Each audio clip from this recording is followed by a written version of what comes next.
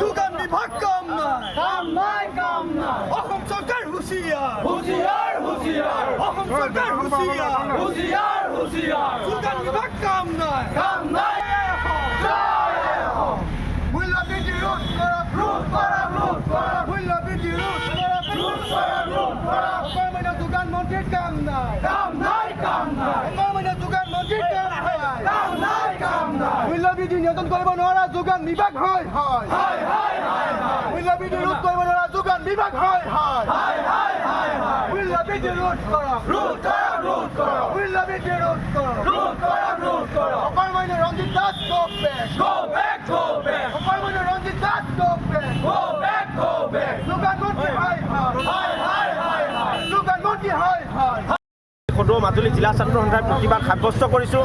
যে আমাৰ কথা হ'ল মূল্য বৃদ্ধি নিয়ন্ত্ৰণ হ'ব লাগিব। পেট্ৰল ডিজেল ৰন্ধন গেছ আৰু অত্যাৱশ্যকীয় যি খাদ্য সামগ্ৰীৰ মূল্য বৃদ্ধি আকাশলংঘী দাম চুইছে তাৰ ফলত জনসাধাৰণে আজি বজাৰলৈ যাব নোৱাৰা এক পৰিৱেশ সৃষ্টি হৈছে আৰু এই যোগান বিভাগক নিয়ন্ত্ৰণ কৰাত সম্পূৰ্ণৰূপে ব্যৰ্থ হৈছে অসম চৰকাৰৰ যোগান মন্ত্ৰীগৰাকী। গতিকে আমি ছাত্ৰ সন্থাই ক'ব খুজিছোঁ যে অসমৰ সৰ্বসাধাৰণ ৰাইজৰ স্বাৰ্থত অসমৰ সৰ্বসাধাৰণ ৰাইজক মূৰত ৰাম টাঙোন নিদিয়াকৈ